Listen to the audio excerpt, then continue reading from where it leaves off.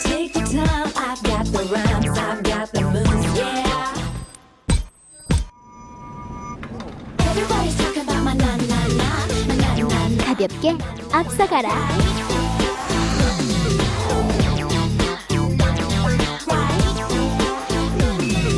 Amazing! LG X-Note.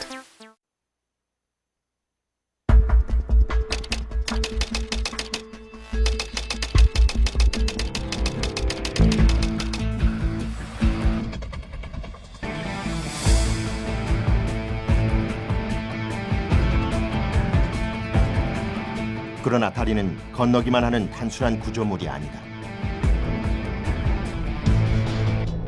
토목에 들어가서는 구조물의 구조체의 첨단 공법들을 동원한 예술 작품이라고 보시면 돼요. 그래서 그런 예술 작품을 저희들 만드는 자부심으로 다리는 지역의 경제와 역사를 바꾸고 당시의 과학과 기술, 문화가 집약된 결정체다. 세계 교량공학의 역사 200년. 대한민국 교량공학의 역사는 100년 남짓. 세계 교량공학의 역사를 바꿔놓은 다리들이 지금 대한민국에서 만들어지고 있다. 우리 힘으로 한번 해보자. 이런 국산화시키고 우리 힘으로 외국 도움 없이 한번 해보자. 교량건설은 거친 물살과 바람, 연약한 지반과 짧은 공기 등 수많은 장애물과의 싸움이었다. 자연과 사람, 과학과 예술이 빚어낸 거대한 다리. 우리는 이를 슈퍼다리라고 부른다.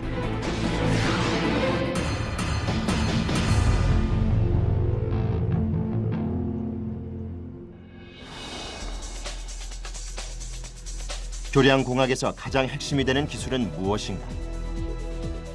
그것은 교각 사이가 넓고 상판이 긴 장대 교량을 만드는 기술이다.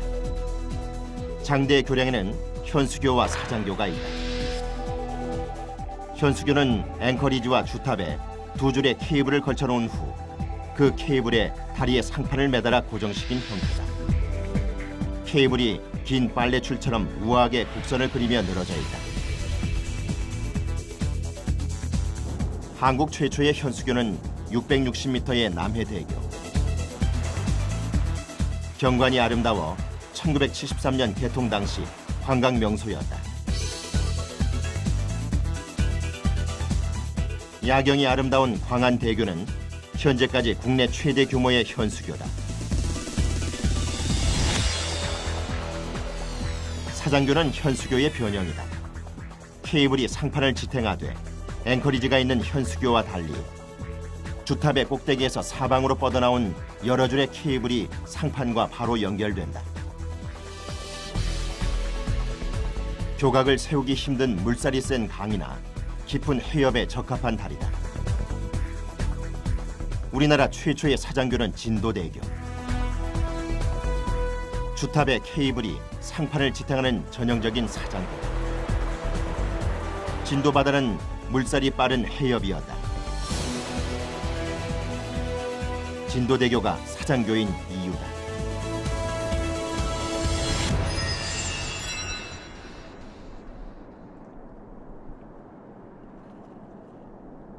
이곳은 전남 여수의 광양만. 세계 교량공학 역사의 한 획을 그을 초장대 교량 공사가 한창이다. 철의 도시 광양과 해양 도시 여수를 연결하는 다리, 이순신 대교다. 정확한 명칭은 여수 국가산단 진입도로 개설공사 제3공도. 전체 길이 총 2.26km. 특히 교각 사이의 길이가 1545m에 달하는 거대한 규모의 현수교다. 이쪽 해역이 임진왜란 때 노량해전이 있었던 그쪽 지역입니다. 그래서 이순신 장군의 어떤 의미를 생각해서 이순신 장군의 탄신전 1545년이 이순신 장군의 탄신전입니다. 그래서 그런 어떤 상징성을 부여하면서 저희가 경관장을 1545m를 했고요. 이순신 대교의 완공 시기는 여수 엑스포가 열리는 2012년 5월. 완공까지 주어진 시간은 2년 남짓 남았다. 전라남도는 세계적인 물류 도시, 해양 관광의 거점 도시로 거듭나기 위해 이순신 대교 건설에 사활을 걸었다. 여수와 광양 산업단지를 직통으로 연결하는 이 도로 건설 사업에 4,300억 원이 투입됐다. 이순신 대교는 무엇보다 규모 면에서 압도적이다. 교각과 교각 사이의 길이는 세계에서 4번째, 국내에선 가장 길다. 광안대교의 3배가 넘는다. 주탑은 해발 270m, 세계 최고 높이다. 육산 빌딩보다도 높다. 이 거대한 규모의 현수교가 완공되면 매년 수백억 원의 물류 비용이 줄어들 것이라는 전망이다. 기존 60km 달리던 거리를 10km 안에 그냥 주파를 해주고, 그리고 한 80분 정도 걸리는, 1시간 20분 정도 걸리는 시간을 한 1시간 정도 당겨서 20분 만에 바로 남해고속도로에서 국내로 들어갈 수 있는. 그런데 이순신대교의 교각 사이의 길이가 그토록 긴 이유는 왜일까? 다리 밑으로 초대형 컨테이너 선박이 통과할 수 있도록 하기 위해서다. 주탑이 세계 최고 높이를 자랑하게 된 이유와도 관련이 있다. 주탑은 교각 사이의 거리가 멀수록 그에 비례해 높아질 수밖에 없다. 그래야 케이블에 무리가 덜 가고 상판이 흔들리지 않는다. 그렇다면 해발 270m, 평균 둘레 30여 미터에 달하는 거대한 주탑을 어떻게 한치의 오차도 없이 쌓아 올렸을까?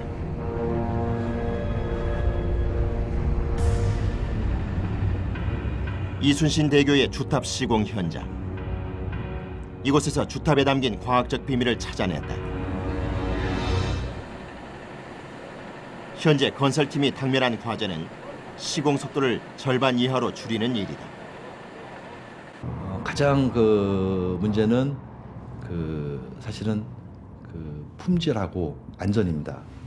빨리 하는 것도 중요하지만 품질을 충분히 확보하고 또 안전하게 작업을 해야 되는데, 공기는 빠른데 아까 말씀드린 대로 품질 관리가 굉장히 어렵습니다. 그때 요거에 대한 자신감이 없으면 감히 시도를 못하는 거죠. 콘크리트가 육지의 압송관을 통해 자동으로 주탑 제작장으로 압송되고 있다.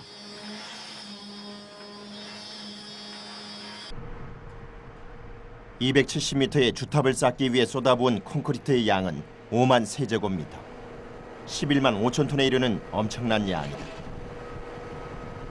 콘크리트는 하루 평균 10시간 쉬지 않고 압송된다. 철근망 사이로 콘크리트가 채워지면 콘크리트를 고르고 굳히는 작업도 동시에 진행된다.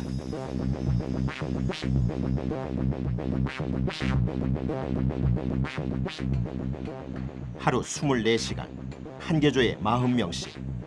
4개조가 이곳에서 하루 2교대씩 일을 해도 작업은 빠듯하다. 지금 하고 있는 작업은 슬립폼 공법. 거푸집을 쓰지 않는 대신 철근을 쓰고 거기에 콘크리트를 연속으로 채워넣어 탑을 쌓는 기술이다. 24시간 쉬지 않고 주야간 연속으로 콘크리트와 철근 작업을 동시에 진행한 덕분에 시공 속도는 8개월 이상 빨라졌다. 현재 쌓아 올린 주탑의 높이는 200m. 24시간 작업을 통해 매일 2m씩 올라간다.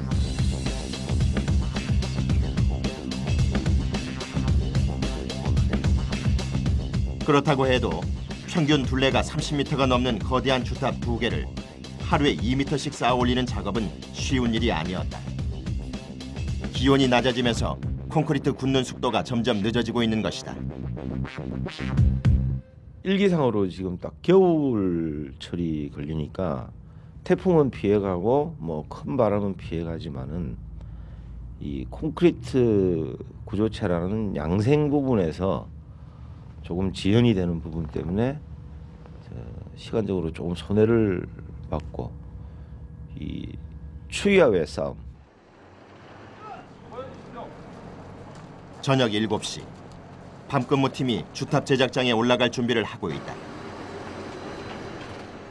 근무팀은 저녁 7시에 올라가면 다음날 아침 6시가 되어서야 땅을 밟는다. 승강기를 타고 제작장까지 올라가는 데 걸린 시간만 10여 분. 근무팀은 밤새 주탑 사이에 연결된 통로를 오가느라 분주했다.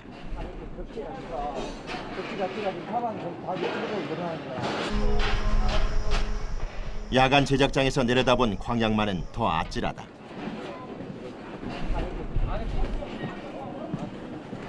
주탑 제작장은 현재 높이 211m에 위치해 있다. 그런 제가 고소공포증이 있거든요. 근데 여러 번 올라가면 괜찮거든요. 근데 그걸 극복하기 위해서 이제 이를 악물어야 되죠. 이제 그래서 올라가서 전혀 떨리지 않고 그렇게 할 수 있게 이제 하는 게 굉장히 힘들었죠. 주탑 공정은 24시간 쉴 새 없이 가동된다. 그러나 오차는 한치도 허락되지 않는다. 어떻게 가능할까? 레이저를 통해서 보신 바와 같이 표지판을 통해서 레이저 오차를 확인해서 폼을 조정해서 연직도를 최대한 정확하게 맞추고 있습니다. 최첨단 레이저 장비가 오차를 조정한다. 건설팀은 이 레이저를 이용해 기울기의 오차 범위 2000분의 1까지 측정해냈다. 지표면에서 레이저 빔을 수직으로 쏘았을 때 위에 있는 레이저의 측정값과 일치하면 제대로 된 형상이다.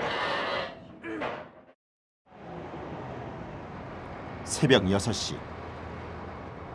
매일 이 시각에는 레벨 측량기로 주탑의 좌표값을 확인하는 작업이 진행된다.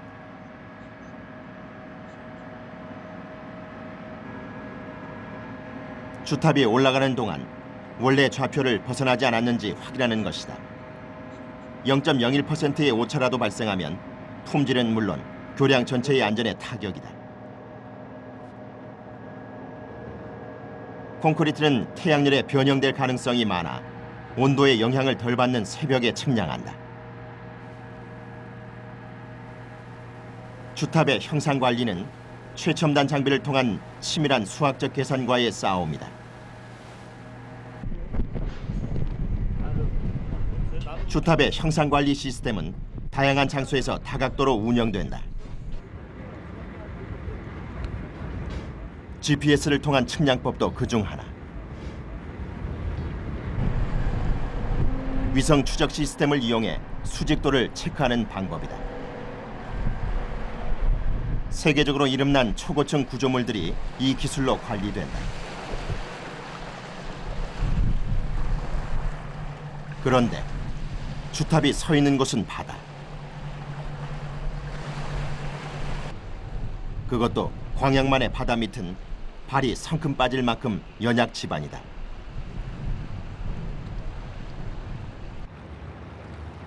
게다가 주탑의 무게는 무려 9만 1000톤.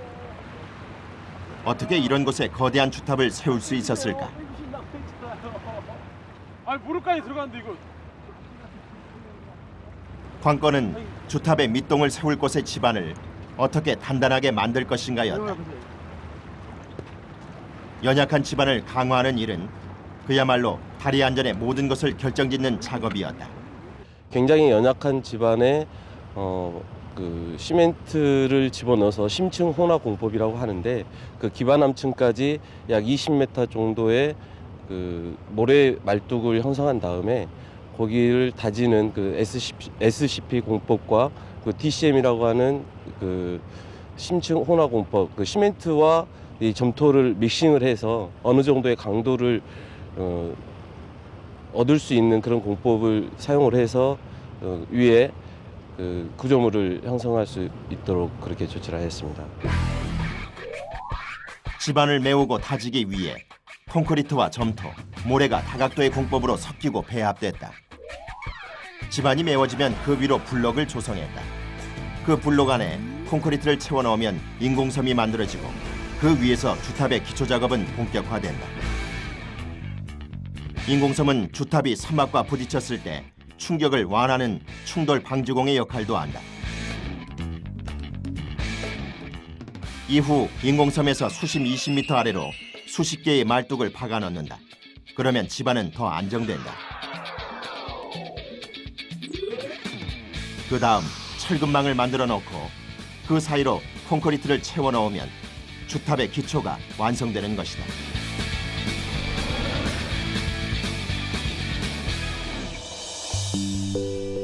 이 작업을 하는데 1년 7개월이 걸렸다. 바다 밑을 측정하고 콘크리트를 수심 20m 아래의 뻘 속으로 부어넣기 위해서는 막대한 규모의 거대한 해상 장비들이 동원됐다.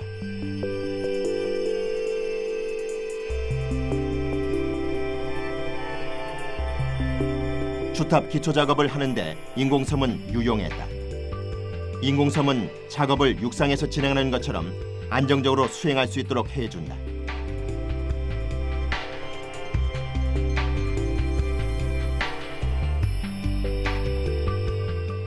주탑 기초 작업에는 3m짜리 말뚝이 84개, 콘크리트는 네미콘 분량으로 2,500대 분량이 들어갔다.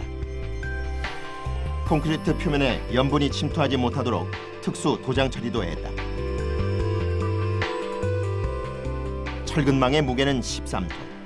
이런 철근망이 286개가 쓰였다. 주탑의 밑동은 그렇게 서서히 모습을 드러냈다. 2년여의 시간이 걸린 작업이었다.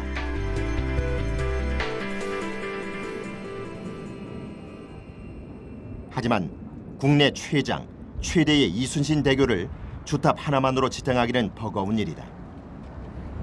주탑 이외에 필요한 구조물이 또 하나 있었다.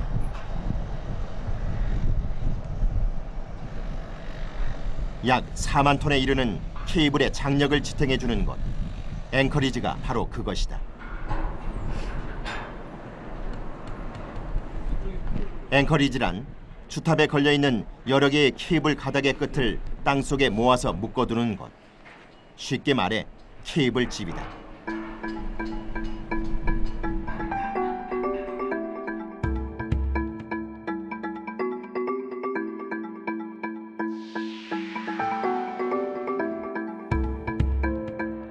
묘도와 광양 쪽의 앵커리지는 각각 다른 방법으로 시공됐다. 지형의 차이 때문이다. 앵커리지의 형태가 완성되면 그 다음에 정착 스탠드를 안장한다. 그 정착 스탠드에 케이블이 걸리는 것이다. 하지만 묘도 측 앵커리지의 경우 이 스탠드를 앉힐 공간이 없었다. 그래서 지하 터널을 팠다. 스탠드를 안장하고 케이블을 꽂기 위해서는 땅 밑에 있는 안반에 구멍을 뚫어야 했다. 이 구멍이 지하 터널과 연결돼 있다. 지하 터널과 지표면의 구멍 뚫기 작업이 끝나야 그 위로 정착 스탠드가 안장되고 이후 케이블 작업도 시작된다.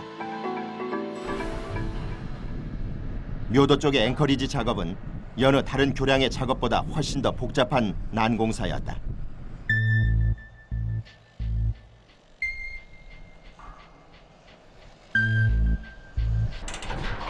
이유가 뭘까?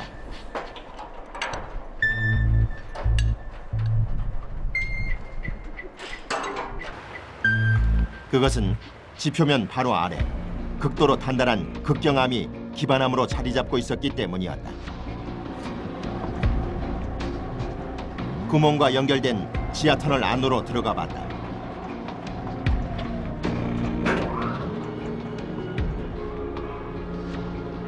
지하 터널의 위치 지점은 지하 30m.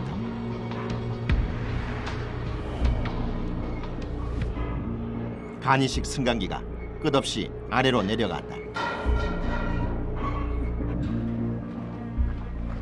지하 터널의 면적은 30평방미터, 길이가 72m에 이르는 공간이다. 땅 밑에 이런 지하 터널을 만든 이유는 암벽 아래로 케이블이 들어갈 공간을 확보하기 위해서다. 암벽에 구멍을 뚫어 케이블을 꽂기 때문에 기존의 공법보다는 콘크리트의 양을 대폭 줄일 수 있다. 토탈 합쳐서 두 케이블 합쳐서 2만 톤이 넘는 2만 4천 톤이 되는 하중을 어떻게 기반에 앉힐 건가. 실제로 터널 수직구를 해서 이제 가보시면 수직구에서 터널을 봤습니다. 작게 이제 그런 것도 다 비용이기 때문에 설계했는데 굉장히 협소해가지고 그 안에서 뭐 콘크리트 작업이나 기타 뭐 하는 게 굉장히 힘들다. 그러니까 저희가 예상을 예를 들면 한 달 했던 거를 2달 걸리고 3달 걸리더라고요. 이 공법의 이름은 지중 정착식. 아시아에서는 2번째, 우리나라에서는 처음으로 시도한 기술이었다. 그러다 보니 시행착오도 많았다. 터널을 파는 것 자체가 대규모 공사였다.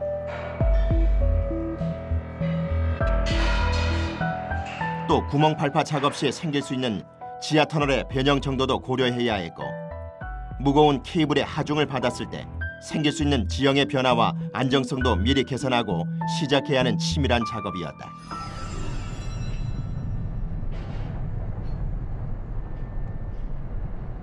이번엔 묘도 반대쪽 광양만 앵커리지 공사 현장. 광양 측 앵커리지는 묘도 측과는 전혀 다른 방법으로 시공됐다. 바로 지형의 차이 때문이다.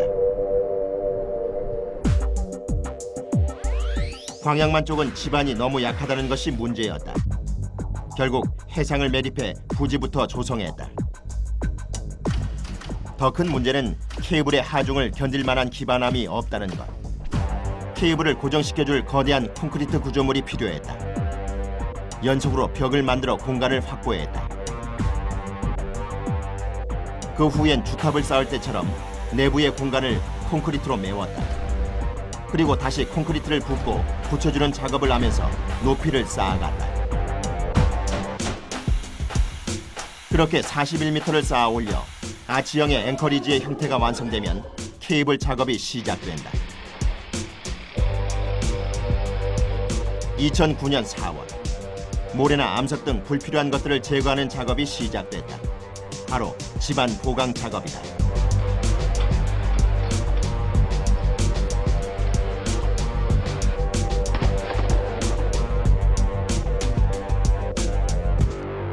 그 안쪽 지름 내경 68m의 원형 구조물을 31m를 구축을 했습니다. 그것을 안전하게 하기 위해서 그 지중 연소벽이라는 콘크리트 벽체를 미리 이제 시공을 합니다. 근데 그걸 시공하는 과정에서 충분히 계산해서 무너지지 않도록 그렇게 저희가 계산하고 이렇게 보완했지만, 실제 이제 시공 상황에서 보면 그 단기간에 어떤 그 공벽 유지를 해야 되는데 이게 안반이 너무 단단해서 그 공벽을 유지하는 시간이 예측했던 것보다 길어졌습니다. 그래서 이제 공벽이 무너져서 제가 그 부분을 그 이제 판넬 분할을 바꾼다든가 아니면 여러 가지 그 조치를 해서 지반을 다질 때는 특수 콘크리트를 사용했다. 물의 양을 최소화해서 밀도가 높아 케이블의 장력을 지지하는 데 유리하다. 지반을 다지는 작업이 끝나면 철근과 콘크리트를 이용해 앵커리지의 형태를 만들어 나간다. 광양 측 앵커리지는 지름 68m, 높이 65m의 규모다. 연속벽의 두께만 2m에 이른다. 2010년 3월, 구조물의 높이가 36m까지 올라간다.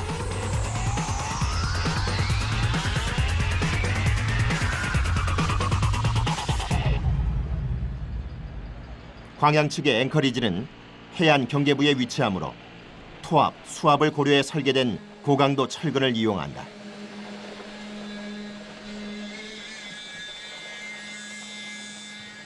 현재 앵커리지의 공정률은 80%. 완공 시기는 오는 6월이다.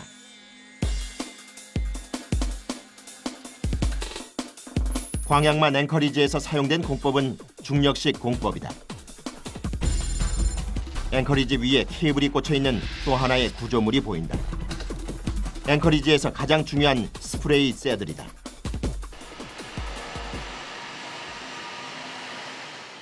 이곳은 새들 제작장.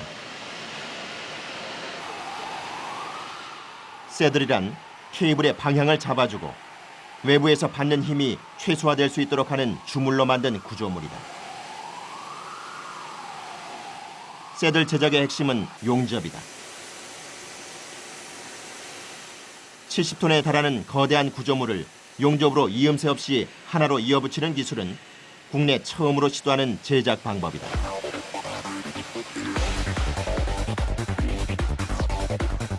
이렇게 만들어진 새들이 앵커리지에 장착되면 케이블이 이 새들을 통과한다.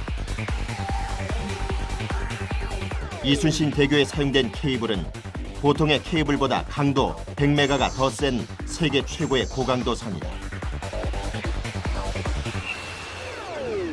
한 개의 와이어에 선이 25,000여 개나 들어있다.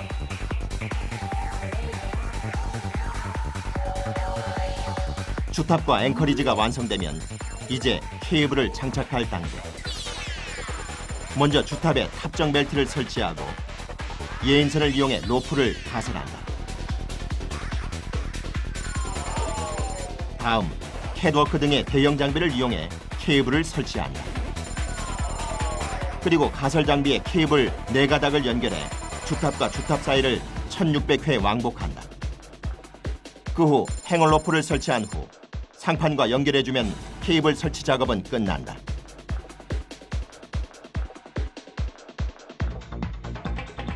이렇게 케이블 작업을 할 때에도 선박에 드나들면 자유롭다. 선박의 항로를 막지 않고 아래의 상판을 바로 걷어올리는 이른바 직하 인양 공법을 적용한 것이다.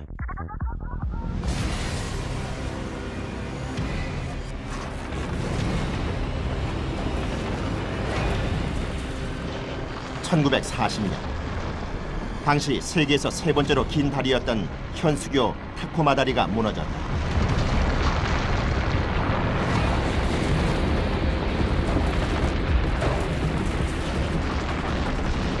다리는 완공된 지 4개월 만에 초속 19m의 바람에 요동치기 시작했다. 다리 상판이 심하게 흔들린 지 2시간 만에 결국 타코마 다리는 무너져 내리고 말았다. 현수기와 케이블의 구조 자체가 그 보강형의 경량화가 가능합니다. 그 케이블 무게 빼고 경량화가 가능하기 때문에 해석적으로 이론적으로 그렇게 해서 이제 그 자중을 가볍게 만들었는데 간과한 게 그게 큰 태풍에 무너진 게 아니거든요. 한 10m/s 일반적으로 좀 센 그 풍속에서 그게 점차 발산 진동이라 합니다. 가장 교량에서 위험한 발산 진동이 이게 커지면서 이게 무너진 거거든요. 그때 이후로 다시 중량을 시켰습니다. 아, 무조건 가볍게 하는 게 이런 그 장대 교량에서는 안 좋구나. 그렇다면 과연 이순신대교는 안전할까? 이순신대교의 시공 전 안전성을 검증하기 위해 무려 1억 원에 달하는 모형을 만들어 수백 차례의 실험을 거쳤다. 다리의 안전에 가장 큰 영향을 미치는 것은 풍속. 특히 문제가 되는 것은 상하 방향 진동과 비틀림 진동이다. 가능한 한 바람에 의해서 진동을 적게 받도록 설계돼야 한다. 설계팀은 최첨단의 기술을 내놓았다. 차량을 다니는 보강 거더 형식 자체가 트윈박스 교량이라 그래가지고 이 상판 자체가 배 선박 유선형 같이 그렇게 돼서 바람의 저항을 최소화시키면서 저희들 이제 교량이 이게 완성이 되면 바람이 불 때 바람 따라서 조금씩 이렇게 움직입니다. 이건 움직이지 않으면 부러지기 때문에 움직이는 게 자연스럽게 움직이는데 트윈박스는 차량이 다니는 상판에 설치된 철판 교량이다. 바람에 좌우로 6m나 움직이도록 설계됐고 2개의 트윈박스 중간에는 바람길을 텄다. 상판은 가볍게 하고 내풍의 안전성은 높인 것이다. 이순신대교가 초장대 다리의 규모에 걸맞는 내구성과 안정성을 두루 갖춘 최적화된 다리로 평가받는 이유다.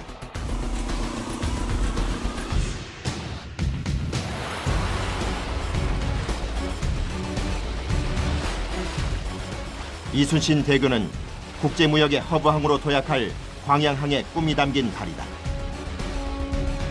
2012년 5월 지역의 경제를 바꾸고 세계 교량 역사의 기록을 바꾸며 최첨단의 과학과 예술에 도전했던 이순신 대교가 그 모습을 드러낼 것이다.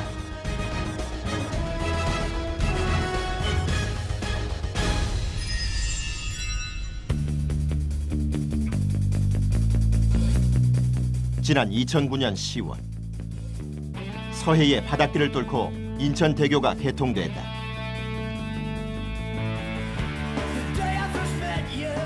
인천대교의 해상 구간은 약 12km.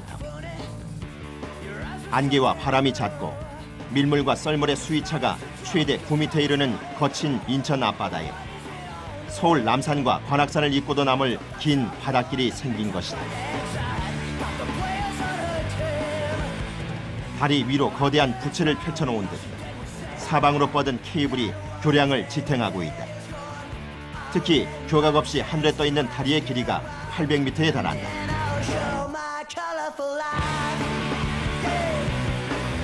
이순신 대교가 국내에서 가장 긴 현수교라면 인천대교는 국내에서 가장 긴 사장교다. 인천대교는 개통 당시 경이로운 세계 10대 건설로 꼽힐 만큼 남다른 주목을 받았다. 인천국제공항에 있는 바다 서쪽의 섬 영종도, 인천 앞바다를 사이에 두고 동쪽에 위치한 동북아 경제의 중심을 꿈꾸는 송도, 인천대교는 역동적으로 성장하는 두 지역을 잇는 왕복 6차선의 다리. 인천대교의 개통으로 수도권 남부에서 공항 가는 거리가 13km 이상 줄어들고 시간도 40분 이상 단축됐다. 인천대교는 첨단 공법과 첨단 기술이 동원된 대공사였다. 하지만 강이 아닌 바다 위의 공사는 난공사였다. 여기 서해안의 특징이 보면은 안개가 자주 낍니다. 안개가 자주 낄 뿐더러도 바람의 영향도 많이 받고, 그래서 평균적으로 월 작업 일수가 20일 전후밖에 안 됩니다. 힘든 건 기상 조건만이 아니었다.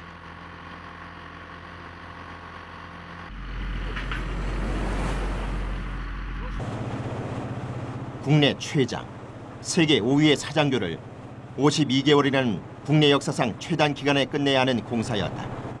영종대교가 5년 주어진 계약이 5년 만에 끝났고 서해대교는 7년 정도 걸렸습니다. 저희보다 훨씬 짧은 교량이. 근데 이건 52개월이면 4년 남짓 넘어가는 그런 공기인데 어떻게 끝내야 되겠습니까? 난공사였지만 도전은 이어졌다. 인천대교 주탑의 높이는 238.5m. 여의도 63빌딩의 높이에 육박하고 서해대교와 영종대교의 주탑보다 훨씬 높다. 공기를 단축하기 위해 이순신 대교와 마찬가지로 슬립폼 공법으로 지어졌다. 인천대교의 중앙 경관에 상판을 가설하는 날.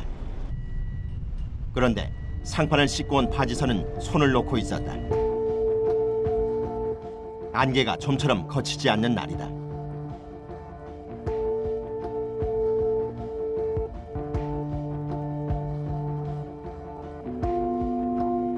무료한 기다림의 시간이 흐른 후 드디어 작업 개시 명령이 떨어졌다.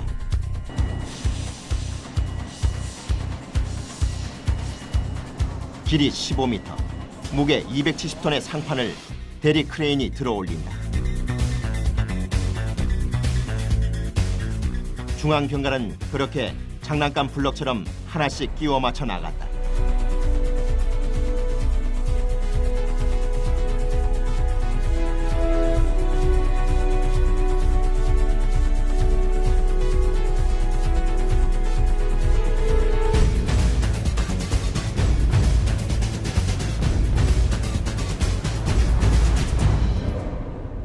이제 안착한 상판을 깔끔하게 조립할 차례. 볼트 작업은 상판의 내부 공간에서 이루어진다.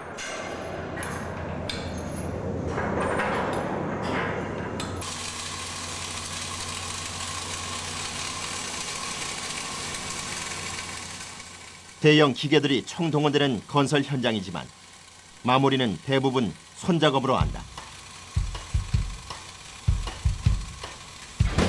제작장에서 만든 상판은 바지선으로 운반하고 크레인을 이용해 설치했다. 동시에 케이블도 순차적으로 가설해 나갔다. 교각과 상판, 케이블 작업이 동시에 진행되는 이 첨단 기술로 공기를 대폭 줄일 수 있었다.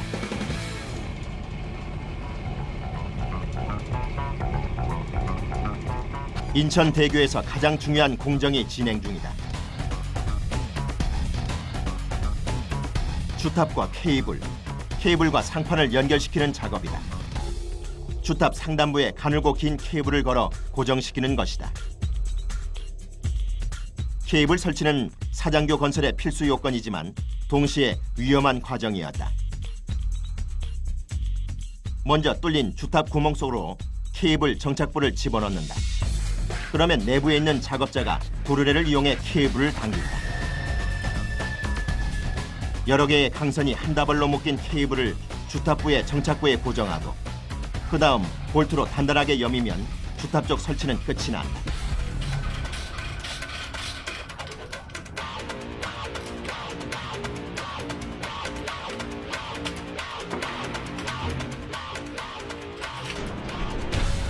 케이블은 다리 상판과 주탑 중에서 주탑 쪽에 먼저 설치하는 것이 일반적이다.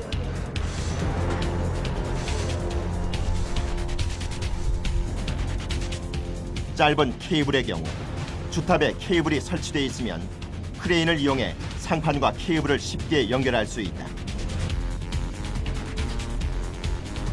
하지만 길이가 긴 케이블은 다르다. 실제 정착하는 위치까지 긴 케이블을 끌고 가야 하기 때문에 윈치 같은 기계의 힘을 빌리는 복잡한 작업 과정을 거쳐야 한다. 인천대교의 케이블에는 첨단의 비밀이 있다. 지름은 9.7에서 15.3cm로 가는 편이다. 케이블 한 개는 109개에서 301개 가닥의 항선이 한 다발로 묶여진 형태. 실제로 케이블, 특히 사장교 같이 이렇게 경사지게 걸려 있는 케이블 같은 경우는 비가 올 경우에 빗물이 케이블 단면에 상면과 하면에 이렇게 수로를 만들어서 빗물길이 형성이 되게 됩니다.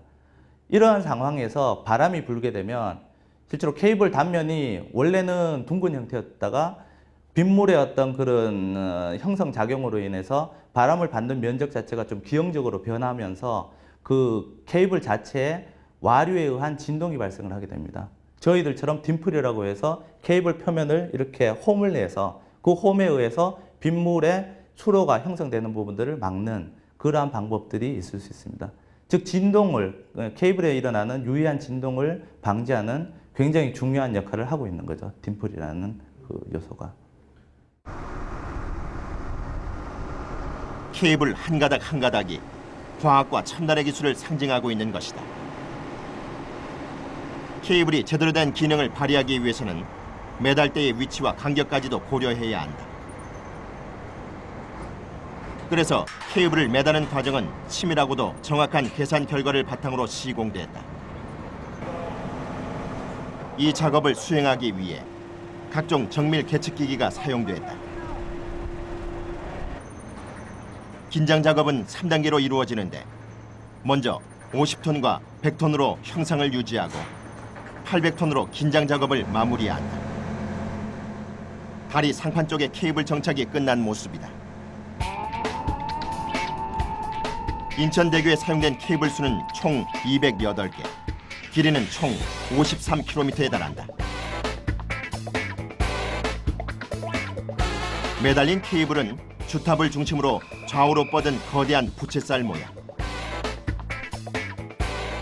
대개 매달린 케이블의 모양으로 사장교와 현수교를 구분한다. 최종적으로 주탑 양쪽에서 하나씩 맞춰온 상판이 중앙에서 만나면 케이블 작업도 마지막이다. 교량이 완성되기 직전에 댐퍼라고 하는 설비를 설치를 하게 되겠습니다. 그래서 케이블의 진동을 재진, 그 댐핑이라고 하는데 흔들리는 것을 잡아주는 자동차의 쇼크 옵서버 같은 그런 역할을 하는 구조물을 별도로 부착을 하게 되겠습니다. 그렇게 되면 케이블이 흔들리는 현상을 억제를 시켜주기 때문에 케이블의 유해한 영향을 감소를 시킬 수 있습니다.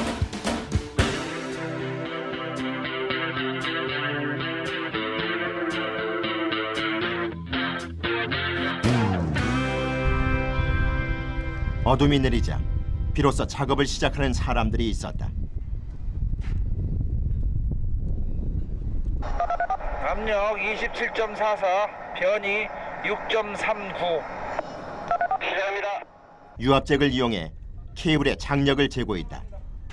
다리의 형상을 관리하는 것이다. 공사 과정에서 생길지 모를 다리의 변형을 막기 위해서다. 설계 시 주어진 다리 고유의 값과 케이블 가설 후에 측량한 데이터를 비교 분석하여 오차를 보정하는 것이다. 교량의 길이가 길고 가는 케이블로만 지지되는 교량은 안정성 확보가 필수다. 다리가 완공됐을 때 어떤 상황에서도 안전한가, 그것을 검증하는 절차이기도 하다. 인천대교의 형상관리는 일반 건축물 관리보다 훨씬 까다롭게 진행됐다. 경사면의 형상과 케이블 장력에 의한 변형까지 고려해야 하고 시간의 정도까지 제어하는 그야말로 4차원 형상관리까지 하고 있는 것이다. 작업은 해가 뜰 때까지 계속됐다.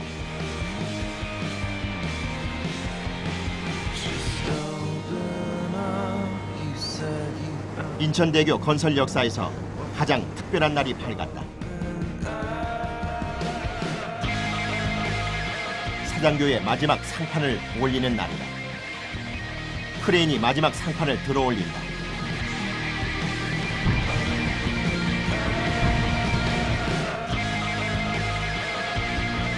한 시간 후 상판은 빠진 이처럼 비어있는 구간을 채운다. 23만여 명의 기술자들이 사진 속에 그간의 노고를 담았다.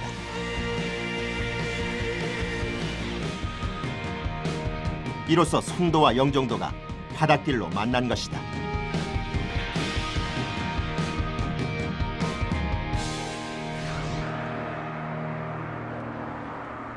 인천대교가 개통된 지 5개월을 맞았다.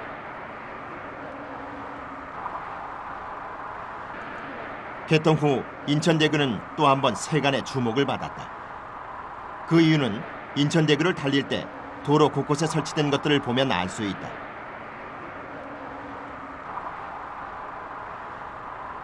도로 1km 간격으로 설치된 CCTV와 레이저 검지기들, 도로 바닥에도 날씨 등을 감지하는 수천 개의 센서들이 부착됐다.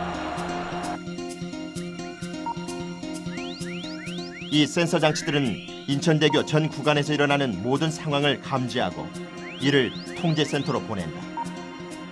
다리 위의 교통량과 차량의 속도를 감지하면 표지판이나 신호등이 자동으로 작동하는 시기다.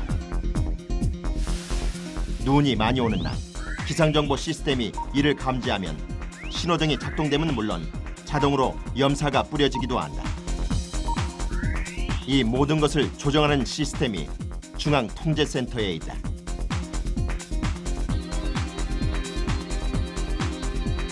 인천대교 측은 완공 이후 모든 시스템을 최첨단화하는 데 전력을 쏟았다.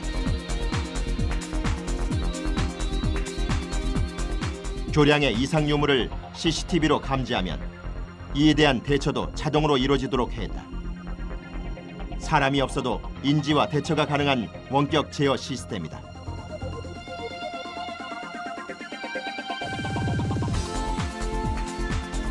교량의 모든 관리 시스템을 최첨단화하고 무인으로 원격 제어하는 곳은 현재까지 인천대교가 유일하다.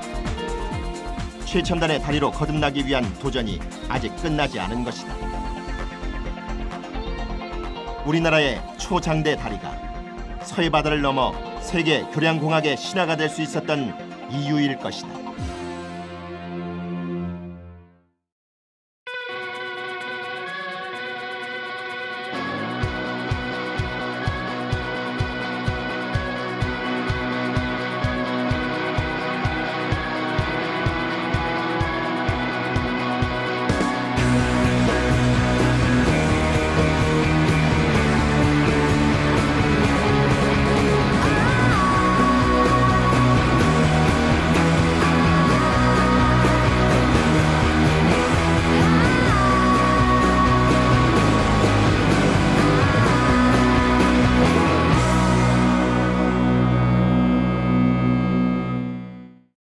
앞바다에 서울 남산과 관악산을 잇고도 남을 긴 바닷길이 생긴 것이다. 다리 위로 거대한 부채를 펼쳐놓은 듯 사방으로 뻗은 케이블이 교량을 지탱하고 있다. 특히 교각 없이 하늘에 떠있는 다리의 길이가 800m에 달한다.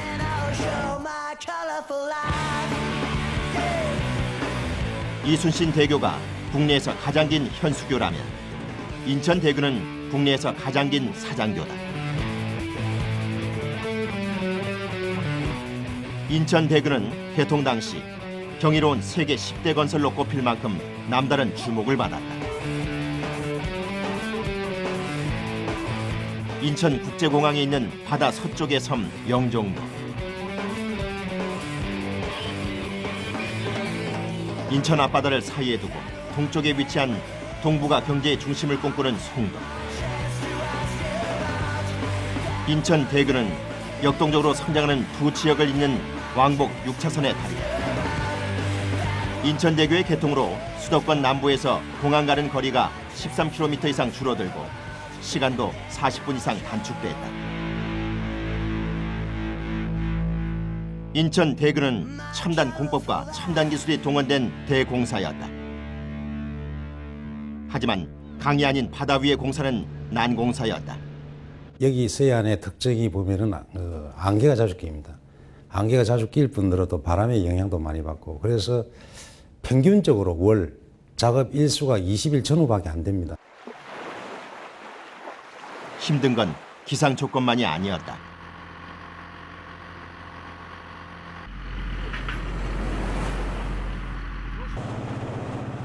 국내 최장, 세계 5위의 사장교를 52개월이라는 국내 역사상 최단 기간에 끝내야 하는 공사였다. 영종대교가 5년 지어진 계약이 5년 만에 끝났고 서해대교는 7년 정도 걸렸습니다. 저희보다 훨씬 짧은 교량이. 근데 이건 52개월이면 4년 남짓 넘어가는 그런 공기인데 어떻게 끝내야 되겠습니까? 난공사였지만 도전은 이어졌다. 인천대교 주탑의 높이는 238.5m. 여의도 63빌딩의 높이에 육박하고 서해대교와 영종대교의 주탑보다 훨씬 높다. 공기를 단축하기 위해 이순신 대교와 마찬가지로 슬립폼 공법으로 지어졌다. 인천대교의 중앙 경관에 상판을 가설하는 날. 그런데 상판을 싣고 온 바지선은 손을 놓고 있었다. 안개가 좀처럼 거치지 않는 날이다.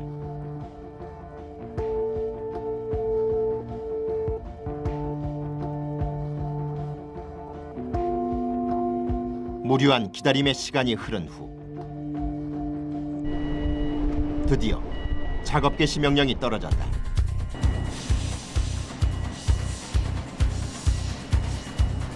길이 15m, 무게 270톤의 상판을 대리 크레인이 들어올린다. 중앙 경관은 그렇게 장난감 블럭처럼 하나씩 끼워 맞춰 나갔다.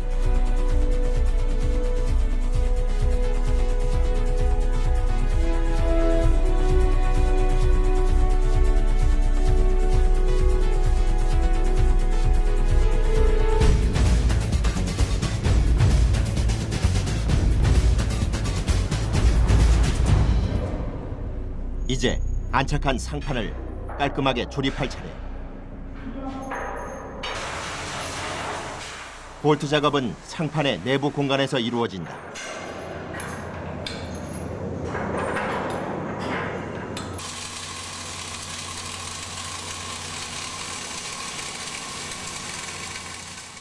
대형 기계들이 총동원되는 건설 현장이지만 마무리는 대부분 손작업으로 한다. 제작장에서 만든 상판은 바지선으로 운반하고 크레인을 이용해 설치했다. 동시에 케이블도 순차적으로 가설해 나갔다. 교각과 상판, 케이블 작업이 동시에 진행되는 이 첨단 기술로 공기를 대폭 줄일 수 있었다.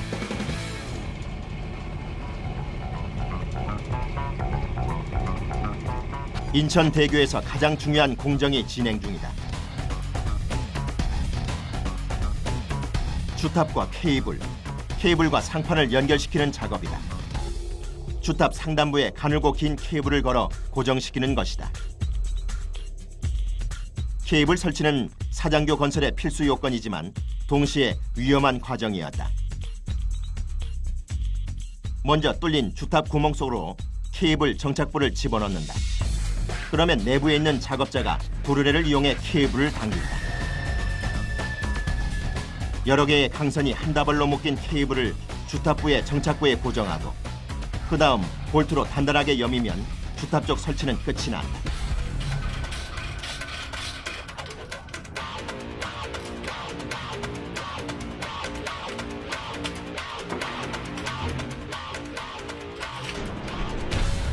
케이블은 다리 상판과 주탑 중에서 주탑 쪽에 먼저 설치하는 것이 일반적이다.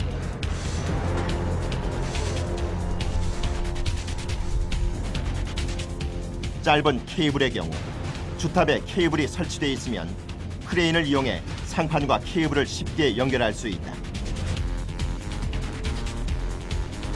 하지만 길이가 긴 케이블은 다르다. 실제 정착하는 위치까지 긴 케이블을 끌고 가야 하기 때문에 윈치 같은 기계의 힘을 빌리는 복잡한 작업 과정을 거쳐야 한다. 인천대교의 케이블에는 첨단의 비밀이 있다. 지름은 9.7에서 15.3cm로 가는 편이다. 케이블 한 개는 109개에서 301개 가닥의 강선이 한 다발로 묶여진 형태. 실제로 케이블, 특히 사장교 같이 이렇게 경사지게 걸려 있는 케이블 같은 경우는 비가 올 경우에 빗물이 케이블 단면에 상면과 하면에 이렇게 수로를 만들어서 빗물길이 형성이 되게 됩니다. 이러한 상황에서 바람이 불게 되면 실제로 케이블 단면이 원래는 둥근 형태였다가 빗물의 어떤 그런 형성 작용으로 인해서 바람을 받는 면적 자체가 좀 기형적으로 변하면서 그 케이블 자체에 와류에 의한 진동이 발생을 하게 됩니다. 저희들처럼 딤플이라고 해서 케이블 표면을 이렇게 홈을 내서 그 홈에 의해서 빗물의 수로가 형성되는 부분들을 막는 그러한 방법들이 있을 수 있습니다. 즉 진동을, 케이블에 일어나는 유의한 진동을 방지하는 굉장히 중요한 역할을 하고 있는 거죠. 딤플이라는 그 요소가. 케이블 한 가닥 한 가닥이 과학과 첨단의 기술을 상징하고 있는 것이다.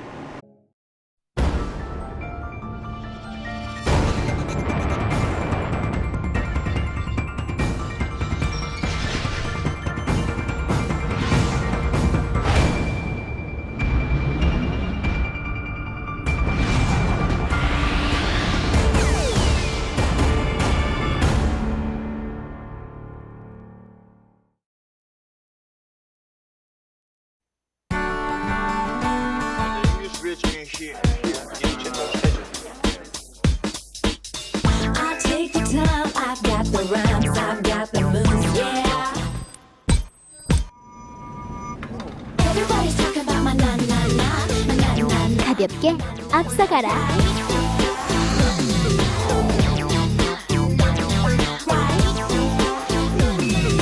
Amazing! LG X-Note.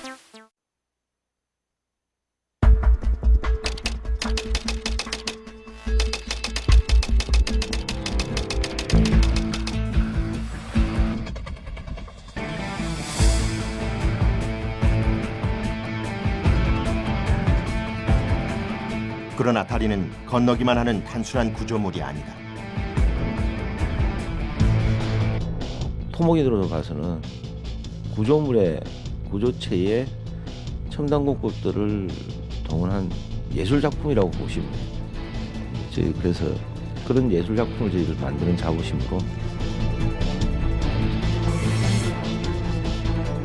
다리는 지역의 경제와 역사를 바꾸고 당시의 과학과 기술, 문화가 집약된 결정체다. 세계 교량공학의 역사 200년. 대한민국 교량공학의 역사는 100년 남짓. 세계 교량공학의 역사를 바꿔놓은 다리들이 지금 대한민국에서 만들어지고 있다. 우리 힘으로 한번 해보자. 이런 국산화를 시키고 우리 힘으로 외국 도움 없이 한번 해보자. 교량 건설은 거친 물살과 바람, 연약한 지반과 짧은 공기 등 수많은 장애물과의 싸움이었다.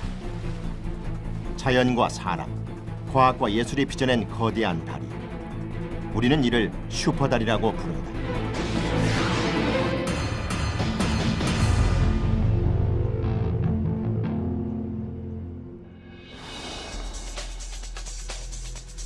교량공학에서 가장 핵심이 되는 기술은 무엇인가? 그것은 교각 사이가 넓고 상판이 긴 장대 교량을 만드는 기술이다. 장대 교량에는 현수교와 사장교가 있다. 현수교는 앵커리지와 주탑에 두 줄의 케이블을 걸쳐놓은 후 그 케이블에 다리에 상판을 매달아 고정시킨 형태다. 케이블이 긴 빨래줄처럼 우아하게 곡선을 그리며 늘어져 있다. 한국 최초의 현수교는 660m의 남해대교. 경관이 아름다워 1973년 개통 당시 관광 명소였다. 야경이 아름다운 광안대교는 현재까지 국내 최대 규모의 현수교다. 사장교는 현수교의 변형이다. 케이블이 상판을 지탱하되 앵커리지가 있는 현수교와 달리 주탑의 꼭대기에서 사방으로 뻗어나온 여러 줄의 케이블이 상판과 바로 연결된다. 교각을 세우기 힘든 물살이 센 강이나 깊은 해협에 적합한 다리다. 우리나라 최초의 사장교는 진도대교. 주탑의 케이블이 상판을 지탱하는 전형적인 사장교다. 진도바다는 물살이 빠른 해협이었다. 진도대교가 사장교인 이유다.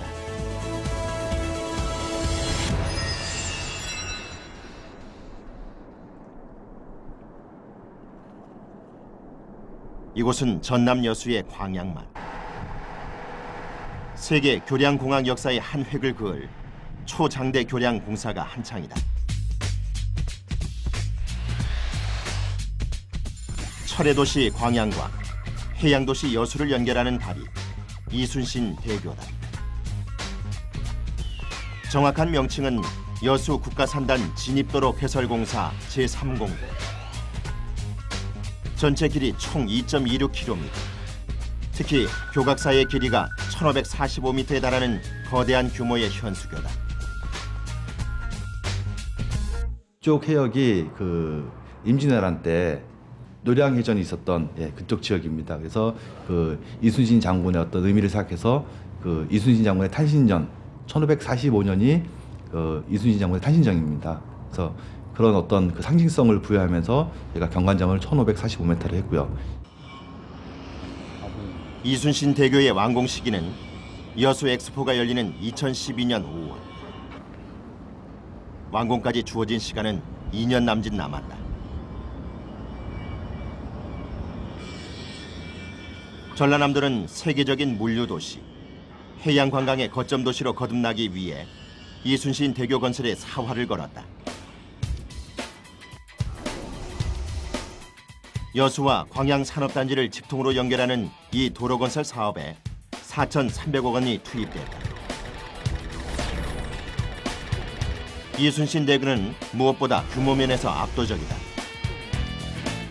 교각과 교각 사이의 길이는 세계에서 4번째, 국내에선 가장 길다. 광안대교의 3배가 넘는다. 주탑은 해발 270m, 세계 최고 높이다. 63빌딩보다도 높다. 이 거대한 규모의 현수교가 완공되면 매년 수백억 원의 물류 비용이 줄어들 것이라는 전망이다. 기존 60km 달리던 거리를 10km 안에 그냥 주파를 해주고, 그리고 한 80분 정도 걸리는 1시간 20분 정도 걸리는 시간을 한 1시간 정도 당겨서 20분 만에 바로 남해고속도로에서 국내로 들어갈 수 있는. 그런데 이순신대교의 교각 사이의 길이가 그토록 긴 이유는 왜일까? 다리 밑으로 초대형 컨테이너 선박이 통과할 수 있도록 하기 위해서다. 주탑이 세계 최고 높이를 자랑하게 된 이유와도 관련이 있다. 주탑은 교각 사이의 거리가 멀수록 그에 비례해 높아질 수밖에 없다. 그래야 케이블에 무리가 덜 가고 상판이 흔들리지 않는다. 그렇다면 해발 270m, 평균 둘레 30여 미터에 달하는 거대한 주탑을 어떻게 한치의 오차도 없이 쌓아 올렸을까?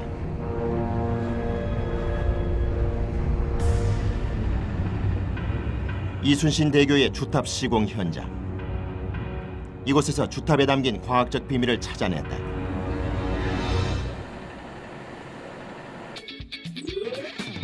그 다음 철근망을 만들어 놓고 그 사이로 콘크리트를 채워 넣으면 주탑의 기초가 완성되는 것이다.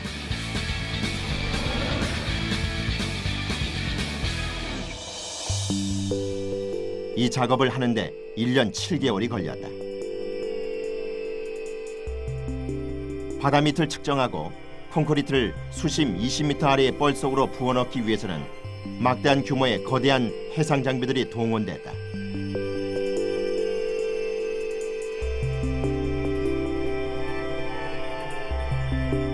주탑 기초 작업을 하는데 인공섬은 유용했다. 인공섬은 작업을 육상에서 진행하는 것처럼 안정적으로 수행할 수 있도록 해준다.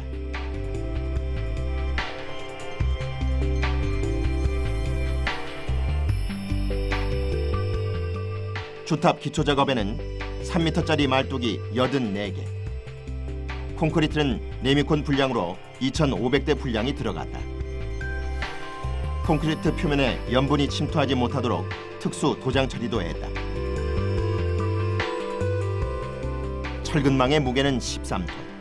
이런 철근망이 286개가 쓰였다. 주탑의 밑동은 그렇게 서서히 모습을 드러냈다. 2년여의 시간이 걸린 작업이었다.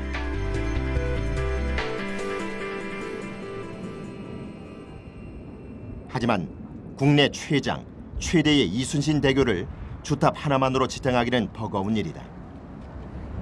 주탑 이외에 필요한 구조물이 또 하나 있었다.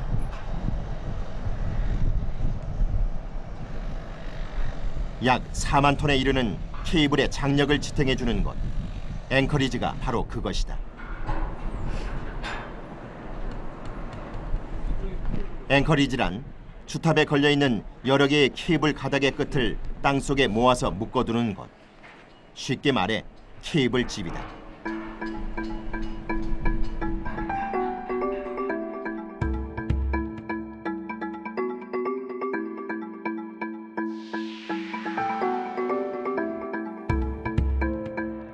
묘도와 광양 쪽의 앵커리지는 각각 다른 방법으로 시공됐다.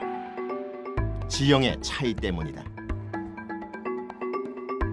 앵커리지의 형태가 완성되면 그 다음에 정착 스탠드를 안장한다. 그 정착 스탠드에 케이블이 걸리는 것이다. 하지만 묘도 측 앵커리지의 경우 이 스탠드를 앉힐 공간이 없었다. 그래서 지하 터널을 팠다.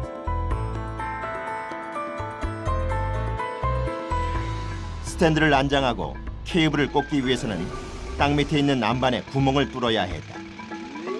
이 구멍이 지하 터널과 연결돼 있다.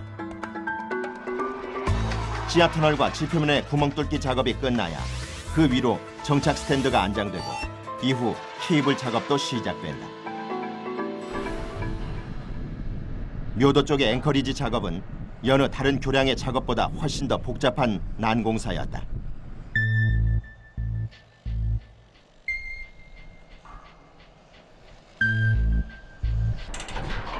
이유가 뭘까?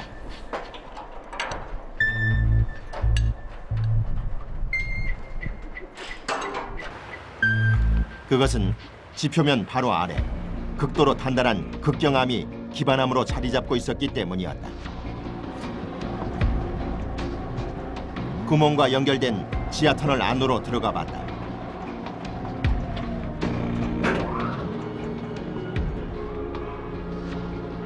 지하 터널의 위치 지점은 지하 30m.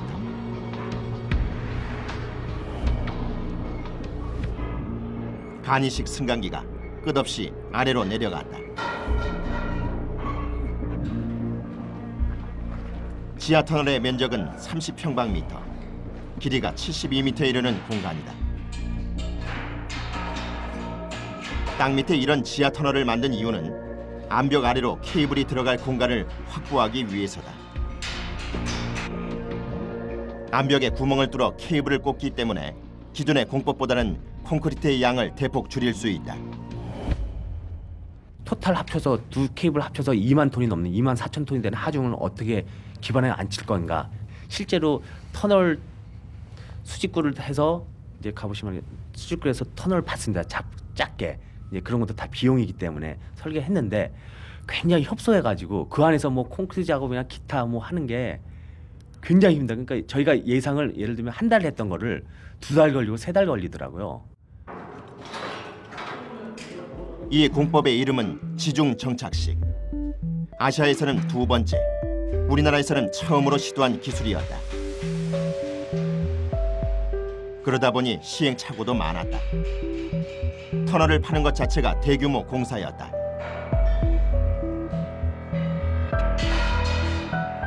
또 구멍 발파 작업 시에 생길 수 있는 지하 터널의 변형 정도도 고려해야 했고, 무거운 케이블의 하중을 받았을 때 생길 수 있는 지형의 변화와 안정성도 미리 계산하고 시작해야 하는 치밀한 작업이었다.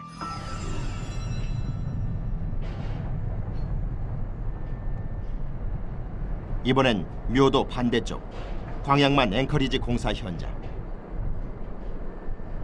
광양 측 앵커리지는 묘도 측과는 전혀 다른 방법으로 시공됐다. 바로 지형의 차이 때문이다. 광양만 쪽은 지반이 너무 약하다는 것이 문제였다. 결국 해상을 매립해 부지부터 조성했다. 더 큰 문제는 케이블의 하중을 견딜 만한 기반함이 없다는 것. 케이블을 고정시켜줄 거대한 콘크리트 구조물이 필요했다. 연속으로 벽을 만들어 공간을 확보했다. 그 후엔 주탑을 쌓을 때처럼 내부의 공간을 콘크리트로 메웠다.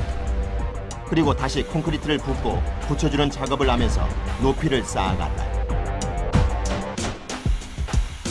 그렇게 41m를 쌓아 올려 아치형의 앵커리지의 형태가 완성되면 케이블 작업이 시작된다. 2009년 4월, 모래나 암석 등 불필요한 것들을 제거하는 작업이 시작됐다. 바로 지반 보강 작업이다.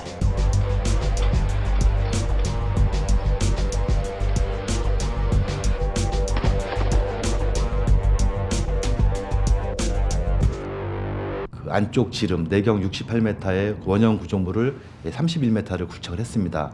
그것을 안전하게 하기 위해서 그 지중 연소벽이라는 콘크리트 벽체를 미리 이제 시공을 합니다. 근데 그걸 시공하는 과정에서 충분히 계산해서 무너지지 않도록 그렇게 저희가 계산하고 이렇게 보완했지만, 실제 이제 시공 상황에서 보면 그 단기간에 어떤 그 공벽 유지를 해야 되는데 이게 안반이 너무 단단해서 그 공벽을 유지하는 시간이 현재 건설팀이 당면한 과제는 시공 속도를 절반 이하로 줄이는 일이다. 가장 그 문제는 그 사실은 그 품질하고 안전입니다. 빨리 하는 것도 중요하지만 그 품질을 충분히 확보하고 또 안전하게 작업을 해야 되는데, 공기는 빠른데 아까 말씀드린 대로 품질 관리가 굉장히 어렵습니다. 그때 요거에 대한 자신감이 없으면 감히 시도를 못하는 거죠. 콘크리트가 육지의 압송관을 통해 자동으로 주탑 제작장으로 압송되고 있다.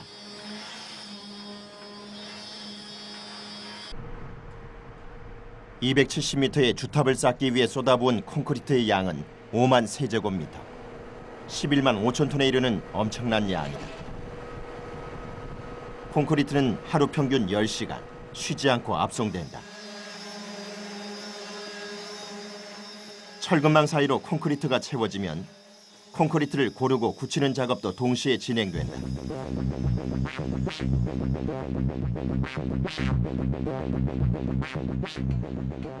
하루 24시간, 한 개조에 40명씩. 4개조가 이곳에서 하루 2교대씩 일을 해도 작업은 빠듯하다. 지금 하고 있는 작업은 슬립폼 공법. 거푸집을 쓰지 않는 대신 철근을 쓰고 거기에 콘크리트를 연속으로 채워넣어 탑을 쌓는 기술이다. 24시간 쉬지 않고 주야간 연속으로 콘크리트와 철근 작업을 동시에 진행한 덕분에 시공 속도는 8개월 이상 빨라졌다. 현재 쌓아올린 주탑의 높이는 200m. 24시간 작업을 통해 매일 2m씩 올라간다.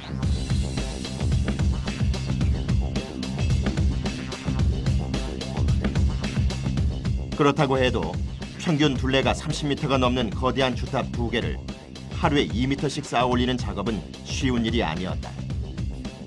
기온이 낮아지면서 콘크리트 굳는 속도가 점점 늦어지고 있는 것이다. 일기상으로 지금 딱 겨울철이 걸리니까 태풍은 피해가고 뭐 큰 바람은 피해가지만은 이 콘크리트 구조체라는 양생 부분에서 조금 지연이 되는 부분 때문에 시간적으로 조금 손해를 받고 이 추위와의 싸움. 저녁 7시 밤근무팀이 주탑 제작장에 올라갈 준비를 하고 있다. 근무팀은 저녁 7시에 올라가면 다음날 아침 6시가 되어서야 땅을 밟는다. 승강기를 타고 제작장까지 올라가는 데 걸린 시간만 10여 분. 근무팀은 밤새 주탑 사이에 연결된 통로를 오가느라 분주했다.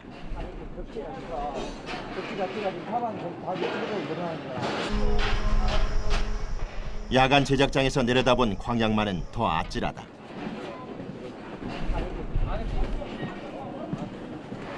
주탑 제작장은 현재 높이 211m에 위치해 있다. 그런 제가 고소공포증이 있거든요. 근데 여러 번 올라가면 괜찮거든요. 근데 그걸 극복하기 위해서 이제 이를 악물어야 되죠, 이제. 그래서 올라가서 전혀 떨리지 않고 그렇게 할 수 있게 이제 하는 게 굉장히 힘들었죠.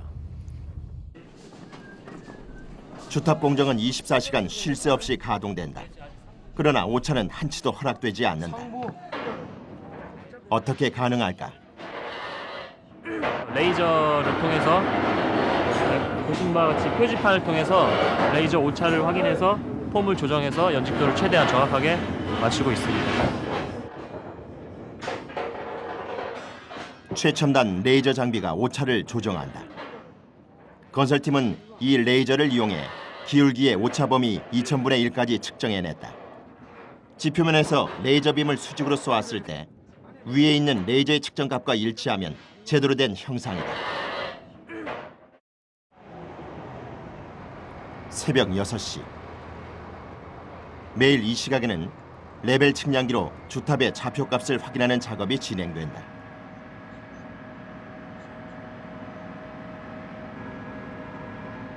주탑이 올라가는 동안 원래 좌표를 벗어나지 않았는지 확인하는 것이다. 0.01%의 오차라도 발생하면 품질은 물론 교량 전체의 안전에 타격이다. 콘크리트는 태양열에 변형될 가능성이 많아 온도의 영향을 덜 받는 새벽에 측량한다. 주탑의 형상 관리는 최첨단 장비를 통한 치밀한 수학적 계산과의 싸움이다. 주탑의 형상 관리 시스템은 다양한 장소에서 다각도로 운영된다. GPS를 통한 측량법도 그중 하나. 위성 추적 시스템을 이용해 수직도를 체크하는 방법이다. 세계적으로 이름난 초고층 구조물들이 이 기술로 관리된다. 그런데 주탑이 서 있는 곳은 바다. 그것도 광양만의 바다 밑은 발이 성큼 빠질 만큼 연약 지반이다.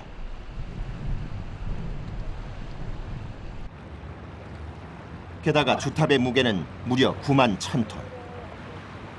어떻게 이런 곳에 거대한 주탑을 세울 수 있었을까?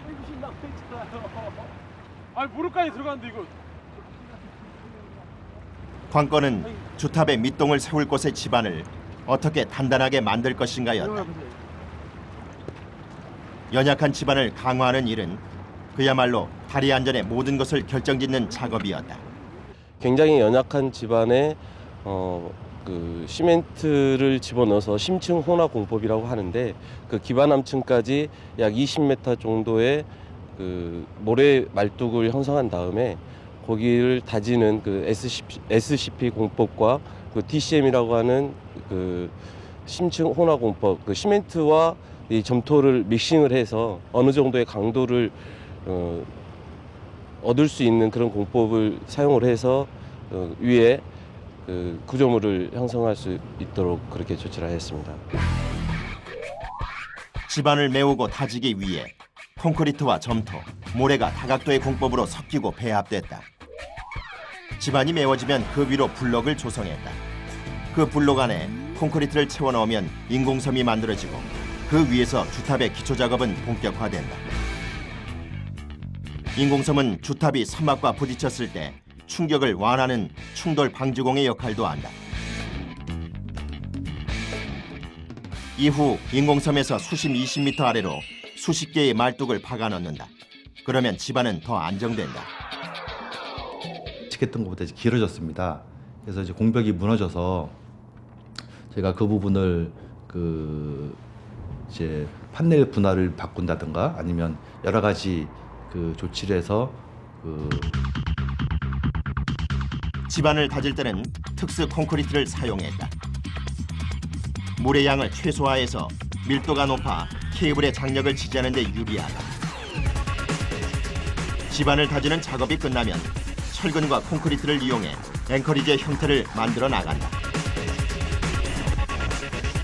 광양 측 앵커리지는 지름 68m, 높이 65m의 규모다. 연속벽의 두께만 2m에 이른다. 2010년 3월, 구조물의 높이가 36m까지 올라간다.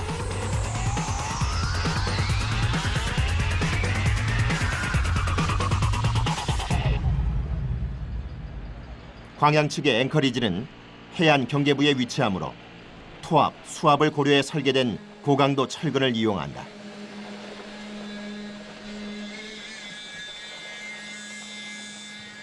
현재 앵커리지의 공정률은 80%. 완공 시기는 오는 6월이다.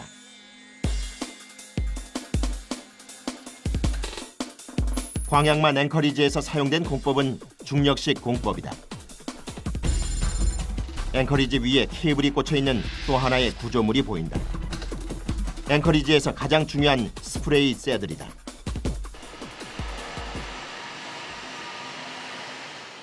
이곳은 새들 제작장.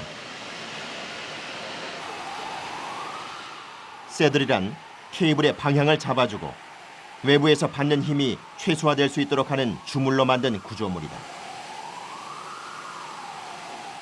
새들 제작의 핵심은 용접이다.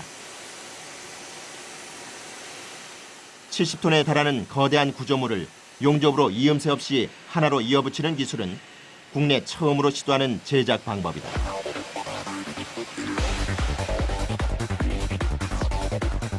이렇게 만들어진 새들이 앵커리지에 장착되면 케이블이 이 새들을 통과한다. 이순신 대교에 사용된 케이블은 보통의 케이블보다 강도 100메가가 더 센 세계 최고의 고강도 선이다. 한 개의 와이어에 선이 25,000여 개나 들어있다.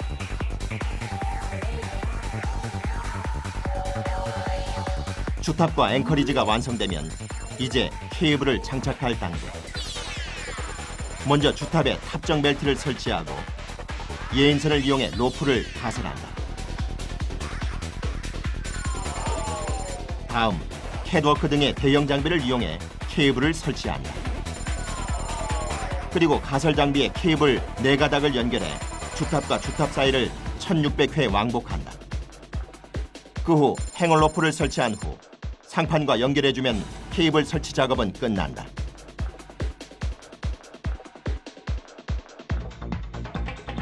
이렇게 케이블 작업을 할 때에도 선박의 드나들면 자유롭다. 선박의 항로를 막지 않고 아래의 상판을 바로 걷어올리는 이른바 직하 인양 공법을 적용한 것이다.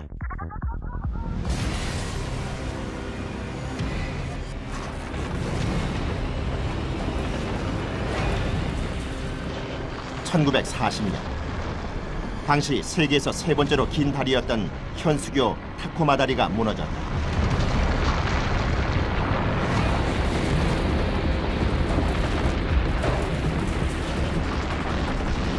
다리는 완공된 지 4개월 만에 초속 19m의 바람에 요동치기 시작했다. 다리 상판이 심하게 흔들린 지 2시간 만에 결국 타코마 다리는 무너져 내리고 말았다. 현수기와 케이블의 구조 자체가 그 보강형이 경량화가 가능합니다. 그 케이블 무게 빼고 경량화가 가능하기 때문에 해석적으로 이론적으로 그렇게 해서 이제 그 자중을 가볍게 만들었는데 간과한 게 그게 큰 태풍에 무너진 게 아니거든요. 한 10m/s 일반적으로 좀 센 그 풍속에서 그게 점차 발산 진동이라 합니다. 가장 교량에서 위험한 발산 진동이 이게 커지면서 이게 무너진 거거든요. 그때 이후로 다시 중량을 시켰습니다. 아, 무조건 가볍게 하는 게 이런 그 장대 교량에서는 안 좋구나. 그렇다면 과연 이순신대교는 안전할까? 이순신대교의 시공전 안전성을 검증하기 위해 무려 1억 원에 달하는 모형을 만들어 수백 차례의 실험을 거쳤다. 다리의 안전에 가장 큰 영향을 미치는 것은 풍속. 특히 문제가 되는 것은 상하 방향 진동과 비틀림 진동이다. 가능한 한 바람에 의해서 진동을 적게 받도록 설계돼야 한다. 설계팀은 최첨단의 기술을 내놓았다. 차량을 다니는 보강 거더 형식 자체가 트윈박스 교량이라 그래가지고 이 상판 자체가 배 선박 유선형 같이 그렇게 돼서 바람의 저항을 최소화시키면서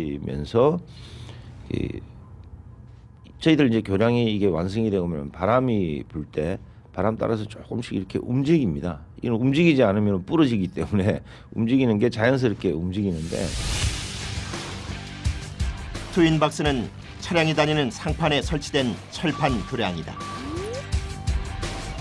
바람에 좌우로 6m나 움직이도록 설계됐고 2개의 트윈박스 중간에는 바람길을 텄다. 상판은 가볍게 하고 내풍의 안전성은 높인 것이다. 이순신대교가 초장대 다리의 규모에 걸맞는 내구성과 안정성을 두루 갖춘 최적화된 다리로 평가받는 이유다.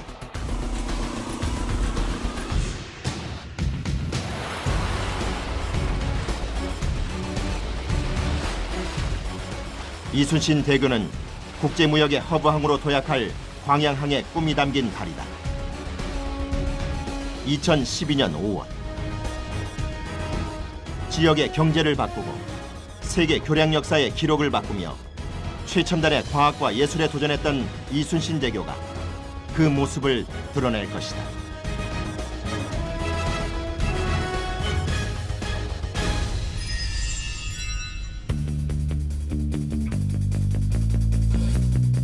지난 2009년 10월 서해의 바닷길을 뚫고 인천대교가 개통됐다.